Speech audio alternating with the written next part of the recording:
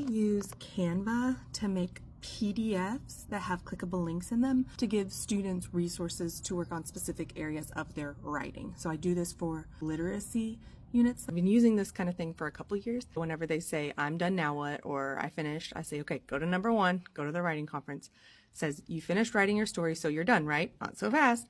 Good writers always go back and revise their work to make it stronger. I ask them to whisper read their work to themselves, which none of them ever want to do, but when they slow down to actually read word for word, that's when they realize they're missing words or they thought they wrote something that they didn't. That's where I'm asking them to fix mistakes and add details that are missing, and then they meet with me for a writing conference. After the writing conference, I direct them to page 2 of this PDF. And these, I've added a bunch of them this year. This is after my conference. I'm looking for what specific area can I help them grow in. Some of my students, it's figurative language. Some of them, it's transitions. And transitions is a big one. I get lots of so's and then's. And this one isn't a video. It's actually a PDF I got.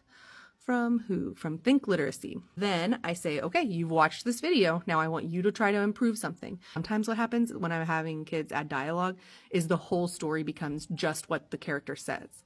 Ah, what's happening? Oh no, I escaped. No. You have to stop and you have to describe exactly what that character is doing. Sometimes is I get caught up in the feedback loop because I love writing conferences and I love helping kids with their writing. So sometimes what happens is I'm like, okay, watch this, now watch this, now watch this, now watch this, now go do this. This year I made a writing conference notes page. So their name, their glow, a grow, did they revise it, another grow, and revise it again. So this is also holding me accountable that I should really only be asking them to improve 2 separate things. Then what happens though is I say, okay, you need to go show and not tell.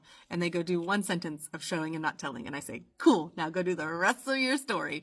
That's one of the ways that I keep kind of track of what I'm asking them to improve and have they done that throughout their story. After that, over this checklist kind of together, do all your sentences make sense? Let's go over your rubric, check your punctuation, capital letter spelling, all that. Peer conference. So this video talks about the TAG method. This tells them exactly the steps to take. And then let me know when you're ready. This is where they can draw pictures, read, choose from a literacy choice board, type in a fun font, that kind of thing. I did for what do you do with a noun? It tells them step by step, you need to do this page, then do these pages.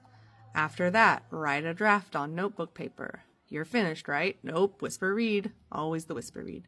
Check the arms and come, and then here, the writing conference, and then the feedback, and then peer conference steps, and final draft. I just download that as a PDF. All those links stay clickable, and then I post it in Google Classroom, and whenever a student says, I'm done, now what? I have them go to it. I really enjoy using Google Classroom and Google Docs or Google Slides because they have the comment feature, and a big time saver I find is going through their work after class during like a plan or a prep, because then I can go through and look at exactly what they need to work on, and I can leave that comment for them to do it the next day.